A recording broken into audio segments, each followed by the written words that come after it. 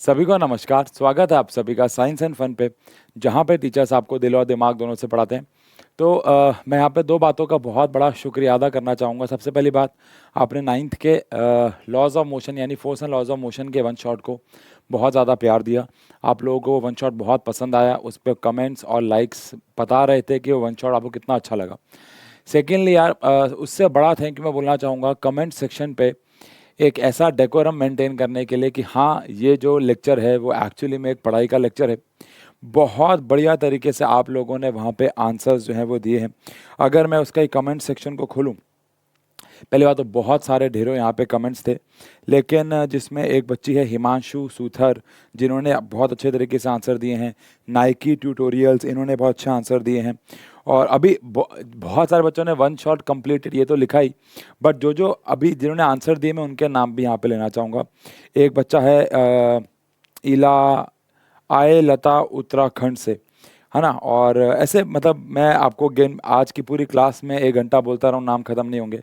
Also Abhimanyu नाम का एक बच्चा है, आनंद सिंह नाम का एक बच्चा है, अंतरिक्ष चौहान, और ऐसे ढेरों नाम। वन शॉट कंप्लीटेड तो बहुत सारे मैसेजेस हैं। अभिषेक कुमार नाम है, अंतरिक्ष चौहान का दोबारा से मैसेज है। अंतरिक्ष चौहान ने तो काफ़ी बार मैसेज किए हुए हैं और हर एक टाइम स्टैम्प लगा के वहाँ पे आंसर दिए हैं। और यूज़र NH करके ऐसे बहुत सारे नाम हैं, आर्ट बाय अक्षित और एट्सेट्रा एट्सेट्रा। जिसी का मैंने नाम ना लिया उसके लिए सॉरी, बट पॉइंट इज कि आपने बहुत अच्छा डेकोरम मेंटेन करके चला। और आप सभी ने कमेंट सेक्शन पे ये भी लिखा कि अब आप लोग वेट कर रहे हैं लॉज ऑफ मोशन के इम्पॉर्टेंट सवालों का।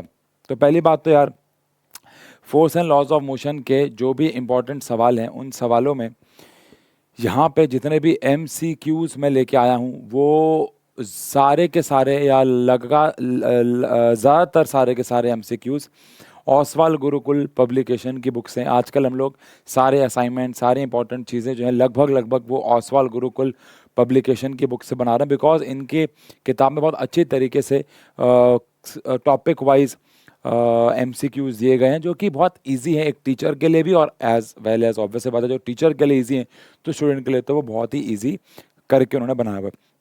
प्लस जो भी यहाँ पे ऑब्जेक्टिव क्वेश्चन है वो मैं ओसवाल से लेके आया, प्लस जो भी सब्जेक्टिव क्वेश्चन है वो मैं NCERT से भी लेके आया, ताकि जब आप ओसवाल गुरुकुल की बुक खरीदो तो आपके लिए भी बहुत सारे सवाल बच जाएं करने के लिए। ऑल्दो सवालों की यहाँ पे कोई कमी नहीं है, बट फिर भी अगर आप ओसवाल गुरुकुल पब्लिकेशन की बुक्स खरीदना चाहते हैं तो डिस्क्रिप्शन में आपको लिंक मिल जाएगा, आप जाके परचेज कर सकते हैं।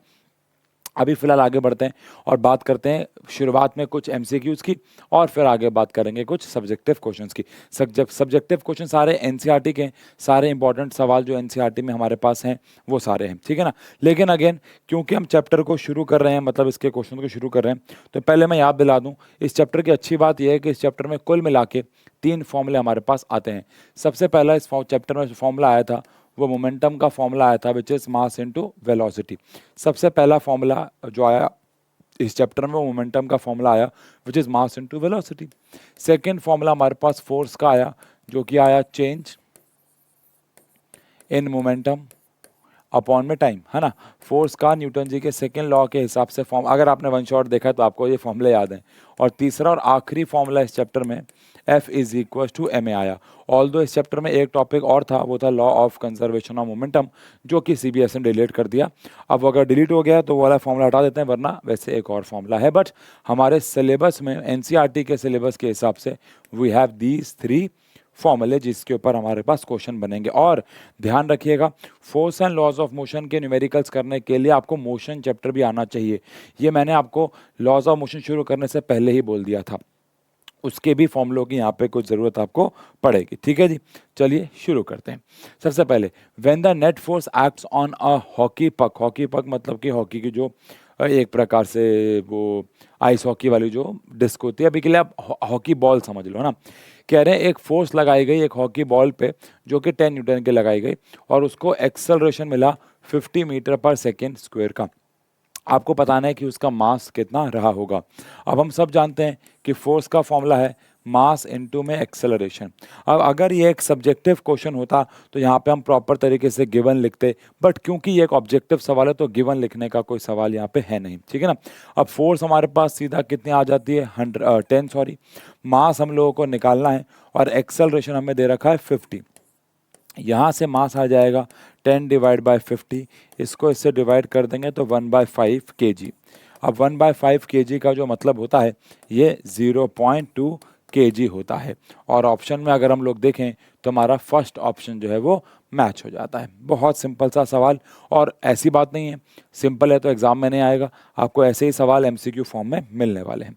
अगला सवाल, मोमेंटम ऑफ अ टॉय बस ऑफ, एक आपको एक खिलौना है, उसका जो मास आपको दे रखा है वो 0.01 kg दे रखा है, और उसकी जो वेलोसिटी है 5 मीटर पर सेकेंड है। आपको उसका मोमेंटम कैलकुलेट करना है। तो मोमेंटम का फॉर्मूला मैंने आपको बताया, मास इनटू वेलोसिटी होता है। अब मोमेंटम क्योंकि हमें कैलकुलेट करना है, मास हमारे पास 0.01 है, और वहीं पे अगर वेलोसिटी देखी जाए तो 5 मीटर पर सेकेंड है। तो अगर मल्टीप्लाई कर दें तो 0.05 kg मीटर पर सेकेंड आ जाएगी। 0.05 kg मीटर पर सेकेंड हमारे पास मोमेंटम आ जाएगा। और अगर ऑप्शन में देखा जाए तो 0.05, क्या बात कर रहे हो, क्या बात कर रहे हो, 0.05 ऑप्शन में ही नहीं है, तो यहाँ पे एक जीरो एक्स्ट्रा लगा दिया होगा मुझे लग रहा है। तो अभी हम फिलहाल इस ऑप्शन को ठीक कर लेते हैं। आपको ये पता है कि मास अगर 0.01 है और ये 5 है तो मल्टीप्लाई करके 0.05 आएगा। तो या तो मास में गलती है या तो ऑप्शन में, बट ठीक है हम इस वाले को ऑप्शन को ठीक कर देते हैं यहाँ पे, और यहाँ पे ऑप्शन बना देते हैं हम लोग 0.05, और ये वाला आंसर हमारा ठीक हो जाएगा। ठीक है ना, बहुत सिंपल सा सवाल। अगेन सिंपल का मतलब ये नहीं है कि एग्जाम में नहीं आएगा। चलिए अगला सवाल आता है, how much force is needed to accelerate. आपके पास एक ऑब्जेक्ट है जिसका मास हमारे पास 200 kg है, और एक्सेलरेशन अगेन मैंने गिवन लिख दिया पर लिखने की ज़रूरत नहीं होती है। एक्सेलरेशन आपको 5 मीटर पर सेकेंड स्क्वायर दे रखा है। अगेन आपको फोर्स निकालनी है, बहुत सिंपल सा सवाल। तो फोर्स का formula again mass into acceleration. अब मास की अगर बात करें तो 200 है, और एक्सेलरेशन की अगर बात करें तो 5 है। तो फोर्स हमारे पास आ जाएगा 5 इंटू में 2 10, और इंटू में हमारे पास है, तो बेसिकली हमारे पास यहाँ पे आ जाएगा 1000 न्यूटन। ठीक है ना, और इस हिसाब से हमारे पास आंसर है। तो क्योंकि इस चैप्टर में 3 ही फॉर्मूले हैं तो आप सबको पता है कि क्वेश्चन, ऐसी बात नहीं है क्वेश्चन मुश्किल नहीं बनते हैं। अभी आप आगे देखना क्वेश्चन मुश्किल भी बनेंगे, बट एमसीक्यूज हमेशा 99% स्ट्रेट फॉरवर्ड होते हैं। अब इसका मतलब ये नहीं है कि मुश्किल क्वेश्चन नहीं बनते, बनते हैं। आज मैं कराऊंगा आपको, यहाँ पे हर प्रकार के क्वेश्चन यहाँ पे आपको मिलने वाले हैं। There will be a change in the speed or in the direction of motion of a body when it is acted upon by, कह रहे हैं अगर हमें किसी ऑब्जेक्ट की स्पीड को चेंज करना है या फिर उसकी डायरेक्शन को चेंज करना है तो हमें कौन सी फोर्स लगानी होगी। आप सबको पता है कि बैलेंस्ड फोर्स, अगर आपने लेक्चर देखा है तो बैलेंस्ड फोर्स लगा के हम सिर्फ शेप और साइज को चेंज कर सकते हैं, स्टेट को नहीं। बट यहाँ पे स्पीड और डायरेक्शन को चेंज करने का मतलब होता है स्टेट को चेंज करना, यानी आपको पता है इन दोनों का ही मतलब होता है स्टेट को चेंज करना। तो अगर आपको स्टेट को चेंज करना है तो आपको जो फोर्स अप्लाई करनी होगी वो कौन सी फोर्स अप्लाई होगी, अनबैलेंस्ड फोर्स, ये आप जानते हो। तो जीरो फोर्स लगाएंगे, नहीं भाई, बैलेंस जीरो फोर्स और बैलेंस फोर्स लगभग एक ही बात है। यूनिफॉर्म फोर्स का मतलब अनबैलेंस्ड ही होता है, बट देखा जाए तो आपको अनबैलेंस फोर्स लगानी है। यूनिफॉर्म फोर्स का मतलब एक कांस्टेंट फोर्स होता है, बट ये कम कांस्टेंट फोर्स से भी हो सकता है और वेरिएबल, समझना, ये दो ऑप्शन में कंफ्यूजन ना हो। यूनिफॉर्म फोर्स मतलब मैं आप पे जो फोर्स लगा रहा हूँ वो कांस्टेंट हो गई है, 10 न्यूटन के लगा रहा हूँ तो 10 न्यूटन की लगती रहेगी, बट ये ज़रूरी नहीं है। मुझे कोई भी फोर्स लगानी है बट वो अनबैलेंस्ड होनी चाहिए। तो इसलिए आंसर जो बेस्ट है वो हमारे पास डी ना होके सी हो जाता है। ठीक है जी, अगला सवाल, name the physical quantity that corresponds to rate of change. कह रहे हैं कौन सी क्वांटिटी है जो रेट ऑफ चेंज यानी चेंज इन मोमेंटम, ऐसी कौन सी क्वांटिटी है जो चेंज इन मोमेंटम अपॉन में टाइम। मैंने आपको बताया बेटा रेट का मतलब होता है डिवाइड बाय टाइम, तो ये किसके बराबर है, तो न्यूटन जी के सेकेंड लॉ के हिसाब से आपको पता है rate of change of momentum is proportional to or equals to force. So answer is C. बहुत ही सिंपल प्यारा सवाल। ठीक है जी, चलिए आगे बढ़े। अगर the law that gives a qualitative definition of force, पहली बात तो क्वालिटेटिव का मतलब है जिसने आपको एक प्रकार से फोर्स का फॉर्मूला दिया हो। कह रहे हैं कौन सा जो लॉ है ये हमारे को एक्चुअली में फोर्स का फॉर्मूला देता है। फर्स्ट लॉ ने क्या बोला आपको मन में दोहराओ। तो फर्स्ट लॉ ने बोला अगर एक ऑब्जेक्ट रेस्ट पे है तो रेस्ट पे रहेगा, अगर मोशन में है तो मोशन में रहेगा, कब तक, जब तक उसके ऊपर कोई एक्सटर्नल फोर्स नहीं लगेगी। तो उसने हमें कोई फॉर्मूला नहीं दिया। वहीं पे थर्ड लॉ ने बोला every action has equal and opposite reaction, उसने भी फोर्स का कोई फॉर्मूला नहीं दिया। लेकिन सेकेंड लॉ ने क्या बोला कि force is equal to change in momentum upon time, और उससे डेरिवेशन करके अगर आपको याद हो तो हमारे पास फोर्स का एक नया फॉर्मूला भी आया था which is F is equal to ma। तो इसका मतलब है कि जो फोर्स को डिफाइन करता है फॉर्मूले वाइज, जो फोर्स का फॉर्मूला हमें देता है वो न्यूटन जी का सेकेंड लॉ है।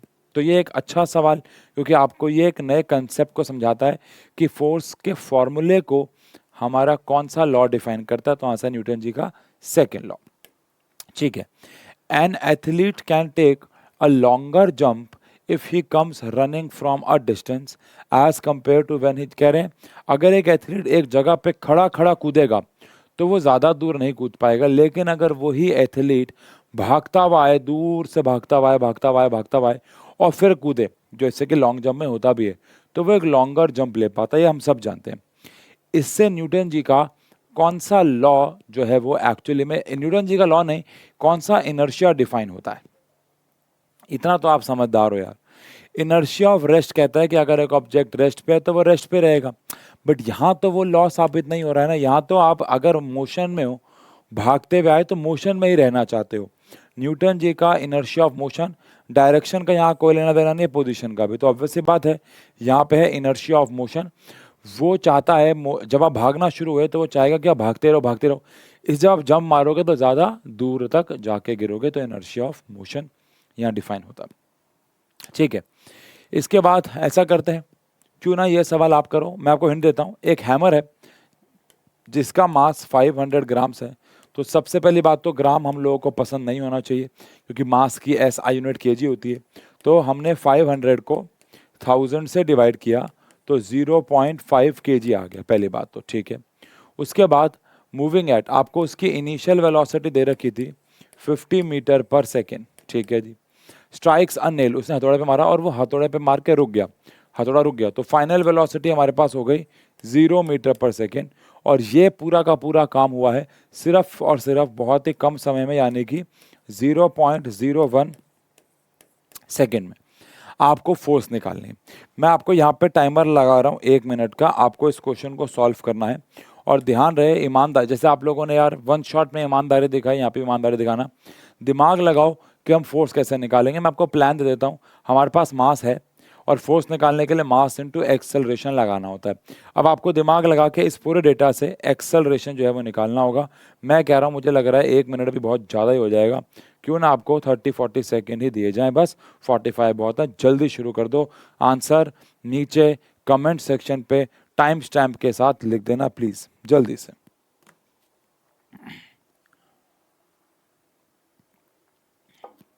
नीचे टाइम स्टैम्प के साथ आंसर लिख देना। A है, B है, C है, D है, जो भी ये क्वेश्चन चल रहा है। 8th क्वेश्चन चल रहा है, 8th क्वेश्चन, ठीक है ना। 8th क्वेश्चन का आंसर टाइम स्टैम्प पे लिख दो। और अगर आपको लग रहा है कि 45 सेकंड में नहीं हो पाएगा तो वीडियो को पॉज कर देना, बिकॉज ये लाइव नहीं चल रही है। तो आपके पास ऑप्शन है, बट आंसर मेरे लिखने से पहले लिखना, ईमानदारी वाली बात है।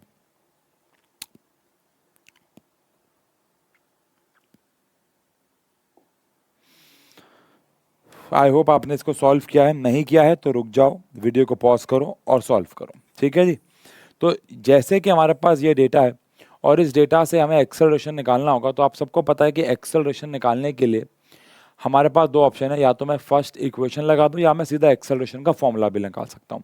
अब हम सब जानते हैं फर्स्ट चैप्टर यानी कि मोशन से कि एक्सेलरेशन का फॉर्मूला हमारे पास v माइनस यू अपॉन में टाइम होता है। अब फाइनल वेलोसिटी अगर हम देखें तो हमारे पास 0 है और इनिशियल वेलोसिटी हमारे पास 50 है और टाइम अगर हम देखें तो 0.01 है। तो यहाँ से हमारे पास जो एक्सेलरेशन आ जाता है वो -1.2, 50 के आगे 1 और 2 0 और लगते हैं, मीटर पर सेकेंड स्क्वायर आ जाता है। तो ये बहुत बड़ा एक्सेलरेशन हमारे पास आ जाता है, ठीक है। अब अगर मैं फोर्स निकालना चाहूँगा तो फोर्स का फॉर्मूला मास इनटू में एक्सेलरेशन होगा। अब मास हमारे पास है 0.5 और एक्सेलरेशन हमारे पास -5 1000 है ना। और अगेन माइनस में ही आंसर आएगा, हम जानते हैं, पर 5 5 25 और 2 जीरो हमारे पास और बच जाएंगे, बिकॉज एक जीरो तो डेसिमल को हटाने में लग जाएगा। तो जो नेट फोर्स हमारे पास आ गई वो -2500 न्यूटन आ गई। इसका मतलब है माइनस तो ये दिखा रहा है कि हथौड़े को रोका गया, मतलब रिटार्डिंग फोर्स हुई, इसको रिटार्डिंग फोर्स कहते हैं, है ना। जब फोर्स माइनस में है तो मतलब रिटार्डिंग फोर्स है। बट अगर उस हिसाब से हम देखें तो आंसर हमारे पास सी यानी कि 2500 न्यूटन आ जाता है। हाँ, अगर ऑप्शन में दो ऑप्शन होते हैं, 2500 न्यूटन और -2500, तो ऑब्वियसली तो माइनस को चुनते, बट यहाँ पे क्योंकि सारे आंसर में बस मैग्नीट्यूड लिखा हुआ है प्लस माइनस को हटा के, तो आपको 2500 यानी कि 2500 न्यूटन को मार्क कर देना है। ठीक है जी, प्यारा सवाल है। चलिए आगे बढ़ते हैं। और आ रहा है, a force of 10 Newton is acting on an object of mass 10 kg, what is the acceleration produced. ये तो यार, ये तो मतलब मतलब क्या ही मतलब बताऊंगा आपको कि कितना ही आसान सवाल है। F is equal to m a हो गया। अब फोर्स की वैल्यू हमारे पास कितनी है, 10 न्यूटन, मास हमारे पास कितना है, 10 किलो। ये तो मतलब ओरली हो जाता है वैसे तो, but 1 metre per second square का एक्सेलरेशन हमारे पास आ जाएगा। ठीक है जी, बहुत ईजी सवाल, ये तो आपको देना भी सही ना रहता मुझे लगता है। चलो इसका आंसर कमेंट सेक्शन पे लिख दो, जब तक पढ़ रहा हूँ तब मेरे को टाइम नहीं मिलेगा। व्हेन अ बस start suddenly the passenger standing on it lean backwards in the bus. ये किसका एग्जांपल है, न्यूटन जी के फर्स्ट लॉ का, सेकंड लॉ का, थर्ड लॉ का, या फिर नन ऑफ, कोई भी न्यूटन जी के लॉ का नहीं। अच्छे ओके, इसका तो आंसर दे दो भैया कमेंट सेक्शन पे, कमेंट सेक्शन पे इसका तो आंसर दे दीजिए। मेरा गला सूख रहा है, मुझे पानी पिला दीजिए। इतना आसान सवाल है, इसका तो कम से कम कमेंट सेक्शन पे आंसर दे दीजिए। चलिए आइए भाई। हाँ, तो व्हेन अ बस स्टार्ट सडनली, और वो रुक गई, तो आपको सबको पता है कि तो आगे की तरफ गिरेगा, और अगर एकदम चल पड़ी तो पीछे की तरफ गिर जाता है। ये न्यूटन जी के फर्स्ट लॉ का एक एग्जाम्पल भी, और हमने इसको पढ़ा भी हुआ है। ठीक है ना। चलो अब यहाँ से हमारे पास कुछ सब्जेक्टिव क्वेश्चंस आते हैं। सब्जेक्टिव क्वेश्चन लगभग जो मैं लाऊं सारे एनसीईआरटी के हैं, ताकि आप समझ जाएं कि हमारी एनसीईआरटी का लेवल क्या है। और पेपर में एनसीईआरटी का ही लेवल आता है, हम सब जानते हैं हर साल, है ना। दुनिया में गिने चुने स्कूल होंगे जो एनसीईआरटी लेवल से ऊपर पेपर बनाते हैं, मोस्टली एनसीईआरटी लेवल ही बनाते हैं या उससे नीचे ही बनाते हैं।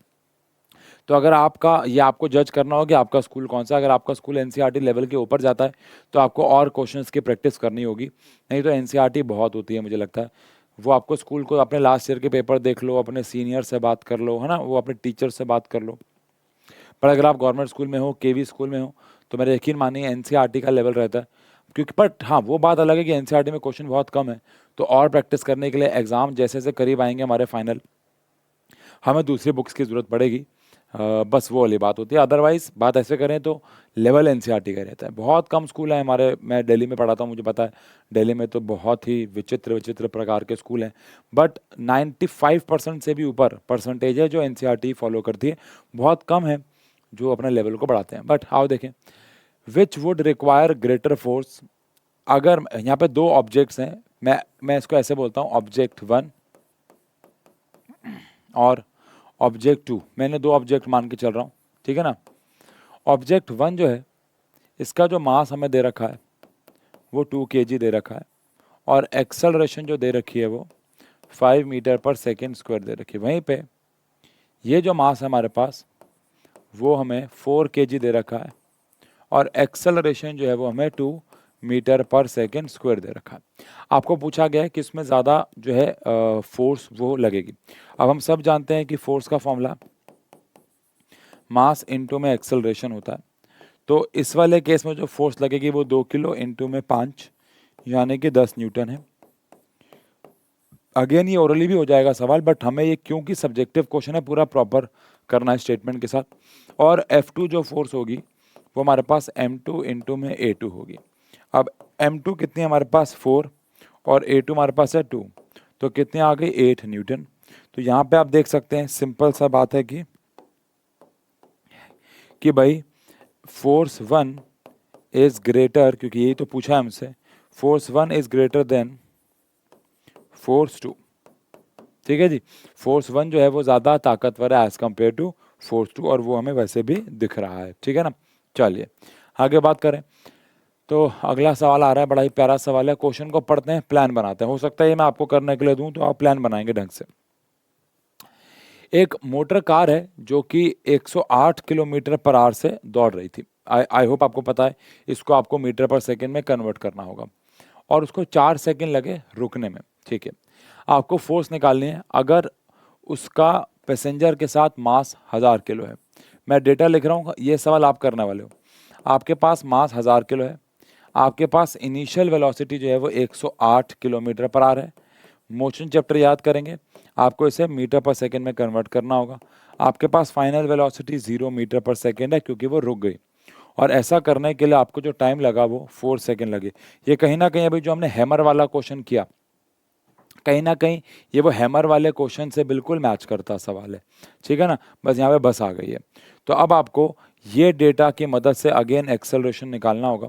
पहले इसको मीटर पर सेकंड में कन्वर्ट कर लेना, एंड आफ्टर दैट आपको F is equal to m a लगा के फोर्स निकालनी है जल्दी से। ये तो MCQ भी नहीं है, तो आपको इसे सॉल्व भी करना होगा जल्दी जल्दी, और इसका आंसर कमेंट सेक्शन पर लिखना होगा। अगेन इसके लिए मैं आपको टाइम दे देता हूँ बच्चों, 1 मिनट, जल्दी से जल्दी से।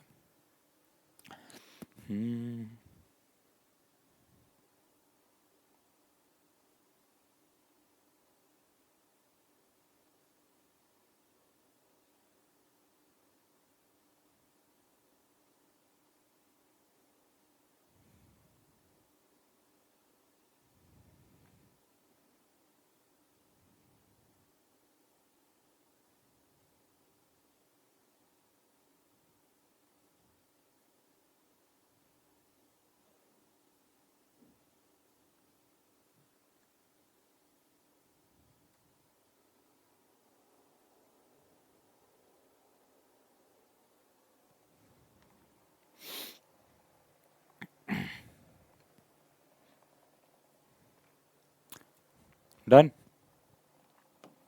आई होप किया आपने। यार देखो, मैं ना टाइमर यहाँ पे इसलिए लगा रहा हूँ, ऑल्दो अगेन ये रिकॉर्डेड है, मैं ऐसे बोल सकता हूँ पॉज करो, बट मुझे पता है 50% जनता पॉज करती है, 50% थोड़ी सी आलसी है। अब क्योंकि यहाँ पे मैं वीडियो को रोक दूंगा तो कहीं ना कहीं वो सॉल्व कर सकते हैं। 50 में से बची हुई जनता 25 तो कर ही देगी, क्योंकि बाकी 25 तो मुझे पता है टैप टैप करके आगे बढ़ा देगी वीडियो को, बट बाकी 50 में से बची हुई 25 तो शायद थोड़ा सा शर्म करके वो सॉल्व कर लेगी। तो ये बस मेरा पर्पस है और कुछ नहीं है, ठीक है ना। चलो अब पहले तो इसे कन्वर्ट कर लेते आओ। तो 108 है, अब 108 को कन्वर्ट करने के लिए मैंने बताया था 5/18 से मल्टीप्लाई करते हैं।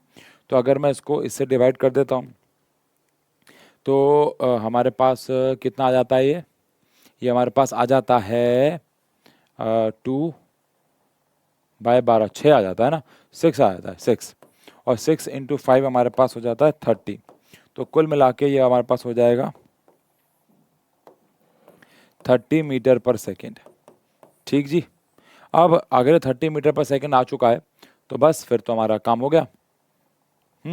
ठीक है, आओ अब एक्सेलरेशन निकाल लेते हैं। एक्सेलरेशन का फॉर्मूला v - u में टाइम आ जाता है। अब फाइनल वेलोसिटी हमारे पास 0 है, इनिशियल वेलोसिटी हमारे पास 30 है, और टाइम हमारे पास जो है वो 4 सेकेंड्स है। तो एक्सेलरेशन आ जाएगा -30 में 4, which is -15/2, which is -7.5 metre per second square. अब क्योंकि हमें फोर्स निकालनी है तो फोर्स का फॉर्मूला मास इंटू एक्सेलरेशन होता है। मास हमारे पास है 1000 किलो, बहुत सिंपल कैलकुलेशन हो गई, और एक्सेलरेशन -7.5 है, मल्टीप्लाई कर दिया तो -7500 न्यूटन हमारे पास फोर्स आ जाएगी। -7500 न्यूटन हमारे पास फोर्स आ जाएगी। एंड आई होप आप सभी का ये आंसर आया और आपने कमेंट सेक्शन पे भी ये लिखा हो। ठीक है, ये मेरा पर्सनल फेवरेट सवाल है। ये मेरा पर्सनल फेवरेट सवाल इसलिए क्योंकि बस है, मतलब नहीं, ऐसी बात नहीं है। ये मेरा पर्सनल फेवरेट सवाल इसलिए है क्योंकि इस सवाल के अंदर 2 बेहतरीन चीज़ें हैं जो आपको ध्यान रखनी है। पहली बात तो ये एक ऐसा प्यारा डिज़ाइंड सवाल है जो हमारे मोशन चैप्टर और force and laws of motion को कनेक्ट कर देता है।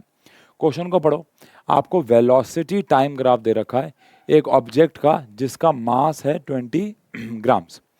आपको फोर्स निकालनी है। क्या निकालनी है? फोर्स। ठीक है, अरे A velocity time graph of ball of mass moving along straight line on a long table is given.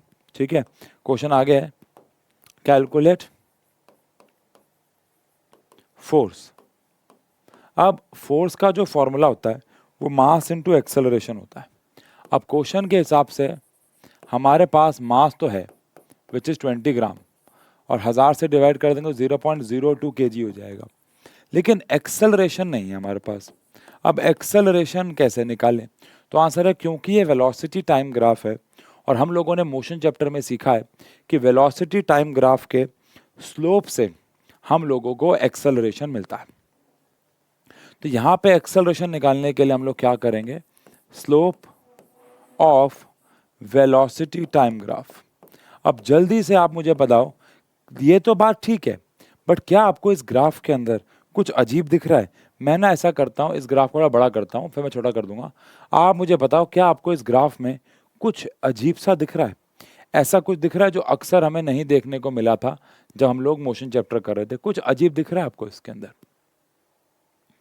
तो आई होप आपने कमेंट सेक्शन पे लिखा हो कि आपको जो अजीब दिख रहा है वो है कि जो वेलोसिटी है वो सेंटीमीटर पर सेकंड में दे रखी है।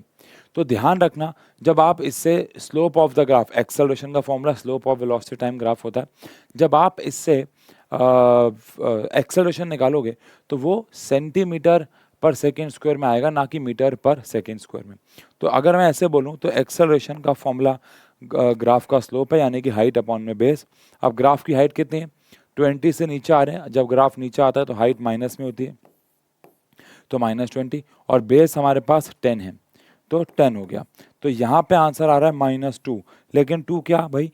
2 सेंटीमीटर पर सेकेंड स्क्वायर है। अब अगर मुझे एक्सेलरेशन को मीटर पर सेकेंड स्क्वायर में निकालना है तो मुझे इसे 100 से डिवाइड करना होगा और answer metre per second square में आ जाएगा। तो answer -0.02 metre per second square आ जाएगा। Answer -0.02 metre per second square आ जाएगा। ये हमारे पास आ जाएगा एक्सेलरेशन। ओके, अब एक्सेलरेशन आ चुका है, मास आ चुका है, तो काम ही खत्म हो गया। बहुत प्यारा सवाल है ये। तो कैसे काम खत्म हो गया भाई? फोर्स का फॉर्मूला क्या रहता है? मास इनटू में एक्सेलरेशन रहता है। अब मास हमारे पास कितना है भाई? 0.02, और एक्सेलरेशन हमारे पास -0.02। क्या बात कर रहे हो? अरे दोनों सेम ही आ गए ना? ठीक है। तो आंसर क्या आ जाएगा फोर्स का? -0.123 न्यूटन।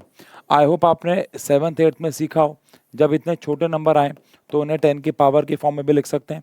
तो मैं इसे -1 2 3 4 इंटू में 10 की पावर -4 न्यूटन ऐसे भी करके लिख सकता हूँ। तो ये मेरे पास फोर्स का फॉर्मूला आ जाएगा, -4 इंटू में 10 की पावर -4 न्यूटन। प्यारा सवाल मानूंगा मैं इसको। प्यारा क्यों? क्योंकि इस सवाल के अंदर आपको वेलोसिटी टाइम ग्राफ दे रखा था, उससे पहले आपने स्लोप निकाला, एक्सेलरेशन निकाला, और उसके बाद आपने फिर फोर्स निकाली। और अच्छी बात ये थी कि ये क्वेश्चन आपको बताएगा कि जब भी हम ग्राफ को देखें तो हमें साथ में यूनिट्स भी देखनी है। जैसे यहाँ पे यूनिट सेंटीमीटर पर सेकेंड है, तो यूनिट्स देखना बहुत ज़रूरी अपने आप में हो जाता है। ठीक है जी, डन है जी। चलिए, ये हमारे पास आखिरी के 2 सवाल हैं। तो मैं चाहूँगा कि ये वाला सवाल तो मैं कर दूं, लेकिन आखिरी वाला सवाल आप करो, ताकि अंत भला हो जाए तो सब भला हो जाए। भाई क्या बात कही है मैंने। आओ, अ ट्रक स्टार्ट्स फ्रॉम रेस्ट। एक ट्रक रेस्ट से स्टार्ट करता है और वो नीचे चलता है और वो डिस्टेंस कवर करता है 400 मीटर। अब ये पहला सवाल है अभी तक का जो हम कर रहे हैं, जहाँ पे हमें डिस्टेंस गिवन है। अब डिस्टेंस का क्या काम है भाई? और टाइम लगा उसको 20 सेकेंड। ठीक है, अगर उस ट्रक का मास 7 टन है, हर एक टन में 1000 किलो होता है, और यहाँ पे लिखा भी हुआ है, वैसे आपको पता भी होना चाहिए। तो टोटल मास हमारे पास 7000 किलो हो जाता है। तो आपको फोर्स निकालनी है। अब आप इतना तो जानते हो यार, इतना तो अब आपने पढ़ लिया है कि फोर्स का फॉर्मूला मास इंटू एक्सेलरेशन है, तो आपको एक्सेलरेशन चाहिए होगा। बट अभी तक जितने भी क्वेश्चन दे रखे थे उसके अंदर हमें टाइम कहीं ना कहीं गिवन था, और हम एक्सेलरेशन का फॉर्मूला लगा के v - u अपॉन में t से टाइम निकाल रहे थे। बट इस क्वेश्चन में कुछ अजीब है, हमें यहाँ पे ये सब चीज़ें दे रखी हैं और हमें एक्सेलरेशन निकालना है। आई होप आप सब ने अभी तक गेस कर लिया हो कि यहाँ पे हम एक्चुअली में सेकेंड इक्वेशन ऑफ मोशन लगाएंगे, और सेकेंड इक्वेशन ऑफ मोशन लगा के हम इसको सॉल्व जो है वो करेंगे ताकि एक्सेलरेशन हमें मिल जाए। तो सेकेंड इक्वेशन कहता है s is equal to u t plus half a t square. तो s हमारे पास है 400, इनिशियल वेलोसिटी 0 थी तो ये पूरा 0 हो जाएगा, हाफ एक्सेलरेशन हमें निकालना है और टाइम हमारे पास है 20 का स्क्वायर। अब 20 का स्क्वायर आपको पता है 400 होता है, 400 तो 400 कैंसिल हो जाएगा, 2 जाके मल्टीप्लाई हो जाएगा। मैंने थोड़े स्टेप्स खा लिए हैं, आप लोग पूरा करना। और एक्सेलरेशन हमारे पास 2 मीटर पर सेकेंड स्क्वायर आ जाएगा। एक्सेलरेशन हमारे पास 2 मीटर पर सेकेंड स्क्वायर आ जाएगा। अब क्योंकि एक्सेलरेशन हमारे पास 2 मीटर पर सेकेंड स्क्वायर आ गया है, अब ये सवाल कुछ नहीं रहता है। फोर्स का फॉर्मूला हम सब जानते हैं, मास इनटू में एक्सेलरेशन होता है। फोर्स हमारे पास कितनी है निकालनी है, मास हमारे पास 7000 है और एक्सेलरेशन हमारे पास 2 है, तो कुल मिला के फोर्स हमारे पास 14,000 न्यूटन आ जाएगी। बहुत प्यारा सवाल। ये सवाल प्यारा इसलिए बोल रहा हूँ क्योंकि ये मोशन और लॉज ऑफ मोशन को आपस में बच्चों कनेक्ट कर देता है, आपस में कनेक्ट कर देता है। ओके, डन है। चलिए, अब क्योंकि बच्चों ये आखिरी सवाल हमारे पास आ रहा है तो इसलिए ये आपको करना होगा। इसको करना, और मैं इसको करने के लिए आपको कोई हिंट नहीं दे रहा हूँ। मैं ये देख लेता हूँ ये क्वेश्चन थोड़ा सा बड़ा है, इसलिए इसमें आपको 1.5 मिनट दे देते हैं। स्टेप्स चाहे अभी मत लिखिएगा, बस आप जल्दी से इस क्वेश्चन को सॉल्व कर दीजिए, जल्दी से खटाक। प्यारा सवाल है, जल्दी से।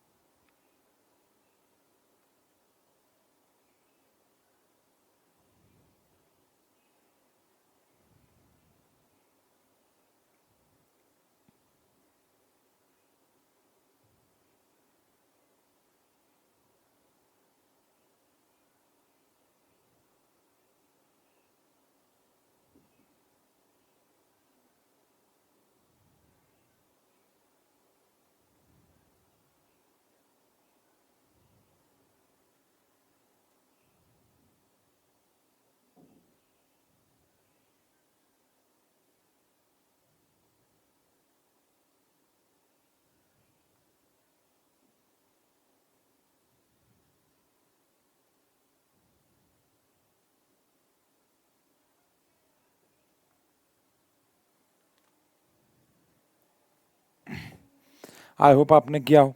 आखिरी सवाल बहुत ही ज़ोरदार सवाल लेके आए हैं, बहुत ही प्यारा सवाल है और इसको सॉल्व कर लेते हैं बच्चों। एन ऑब्जेक्ट ऑफ मास, एक ऑब्जेक्ट आपको दे रखा है 100 kg का, यूनिफॉर्मली चल रहा था 5 मीटर पर सेकेंड पे, बहुत बढ़िया, और अपनी स्पीड को कर लिया 8 मीटर पर सेकेंड, बहुत ही बढ़िया। और ये काम इन्होंने किया 6 सेकेंड में, ये तो और भी बढ़िया कर दिया इन्होंने। आपको पहली बात तो इनिशियल मोमेंटम और फाइनल मोमेंटम निकाल, तो पहले तो आपको मोमेंटम निकाल देना है। अब इनिशियल मोमेंटम जिसको मैं पी आई से रिप्रेजेंट करता हूँ भी, मास इनटू में इनिशियल वेलोसिटी। देखो मोमेंटम क्या होता है, मास इनटू वेलोसिटी। तो इनिशियल मोमेंटम क्या हो जाएगा, मास इनटू इनिशियल वेलोसिटी, और फाइनल मोमेंटम क्या हो जाएगा, मास इनटू फाइनल वेलोसिटी। तो मास हमारे पास है 100 और इनिशियल वेलोसिटी हमारे पास कितनी है 5, तो आंसर कितना आ गया 500 kg मीटर पर सेकेंड। ये हमारे पास इनिशियल मोमेंटम आ गया। अब अगर फाइनल मोमेंटम की बात करें तो ये हमारे पास मास इनटू फाइनल वेलोसिटी आ जाएगा। अब मास हमारे पास अगेन कितना है 100 है कि नहीं, और फाइनल वेलोसिटी हमारे पास 8 है, तो आंसर आ जाएगा 800 kg मीटर पर सेकेंड। तो हमने इनिशियल मोमेंटम भी निकाल दिया और हमने फाइनल, तो ये हमारा इनिशियल मोमेंटम का आंसर है, एक आंसर हमारा ये है, और एक फाइनल मोमेंटम का आंसर है, एक हमारा आंसर ये। अब हमें साथ ही साथ क्या भी निकालना था, फोर्स। अब फोर्स निकालने के लिए क्यों ना मैं पहले एक्सेलरेशन निकाल लूँ कि नहीं। वैसे तो मैं change in momentum upon time वाला फॉर्मूला भी लगा सकता हूँ, कई बच्चे समझ गए होंगे मैं क्या कह रहा हूँ, बट वो मैं लगाऊंगा तो बहुत सारे बच्चे आप में से कन्फ्यूज हो जाएंगे, तो इसलिए मैं उसको नहीं कर रहा हूँ। जो समझ गया मेरी बात वो वेरी गुड, कि हम इसको change in momentum upon time से भी कर सकते हैं, बट कोई बात नहीं, ये डेटा हमारे पास है, हम इससे एक्सेलरेशन निकाल लेंगे पहले, v माइनस यू अपॉन में टाइम। फाइनल वेलोसिटी 8 है, इनिशियल वेलोसिटी हमारे पास 5 है और टाइम हमें लगा है 6 सेकेंड। तो ये हमारे पास आ गया है 3/6 which is 0.5 metre per second square. अब एक्सेलरेशन आ गया है तो फोर्स का फॉर्मूला हमारे पास होता है मास इनटू में एक्सेलरेशन। मास हमारे पास 100 है, एक्सेलरेशन हमारे पास 0.5 आया है, तो इसको सॉल्व करके हमारे पास 50 न्यूटन की फोर्स जो है वो आ जाएगी। तो इस प्रकार से इस क्वेश्चन को हम लोग सॉल्व कर लेंगे। बढ़िया सवाल है मेरे हिसाब से, और ऐसे सवाल हमारे एग्जाम में आते हैं। ऐसे बहुत सारे और सवाल देखने के लिए मैं दोबारा से आपको बता दूं, डिस्क्रिप्शन में आपको लिंक मिल जाएगा ओसवाल गुरुकुल पब्लिकेशन का, और उस लिंक को आप क्लिक करके आप किताबें जो हैं वो खरीद सकते हैं, अगर आपको ऐसे बहुत सारे और प्यारे क्वेश्चंस चाहिए तो। ठीक है, बाकी कमेंट सेक्शन में लिख देना कि आपको अगला वन शॉट किसका चाहिए, क्या आपको, क्योंकि मैं इस चैनल पे आपको मोशन और लॉज ऑफ मोशन दोनों पढ़ा चुका हूँ, तो अब आपको वन शॉट केमिस्ट्री के चाहिए मेरी तरफ से। ऑल दो दीक्षा मैम ने पढ़ाए थे, बट क्या आपको मेरी तरफ से केमिस्ट्री के वन शॉट दोबारा चाहिए, लाइक अपना केमिकल रिएक्शन कह रहा हूँ तो 10th के हैं, matter in are surrounding, is matter around us pure के, या फिर आपको फिजिक्स का अगला चैप्टर चाहिए यानी कि ग्रेविटेशन, तो आप वो कमेंट सेक्शन में ज़रूर बताइएगा ताकि मैं उसके हिसाब से अगले लेक्चर को रिकॉर्ड करूं। तब तक के लिए सारे क्वेश्चन पीपीटी आपको मिल जाएगी। तब तक के लिए ये आपको डिस्क्रिप्शन में पता चल जाएगा पीपीटी कहाँ से मिलेगी। तो टेलीग्राम पे भी मिल सकती है, ऐप पे भी मिल सकती है, मुझे नहीं पता कि इसकी पीपीटी कहाँ डाली जाएगी, मैं पूछना भूल गया। तो डिस्क्रिप्शन में लिंक के हिसाब से आपको पता लग जाएगा। बाकी मिलते हैं अगले लेक्चर में, प्यार बनाए रखिएगा। Thank you so much, thank you.